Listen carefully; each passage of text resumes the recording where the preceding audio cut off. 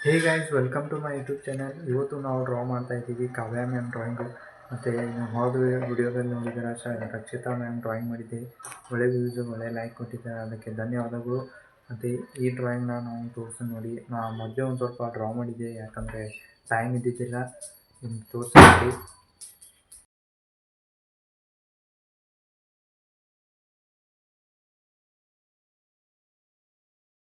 ಇವಾಗ ಇಷ್ಟೊಂದು ಡ್ರಾ ಮಾಡಿದ್ದೀನಿ, ಮತ್ತು ನಾನು ಮತ್ತೆ ಸ್ವಲ್ಪ ಸ್ವಲ್ಪ ಕ್ಲಿಪ್ಸನ್ನು ತೋರಿಸ್ತೀನಿ.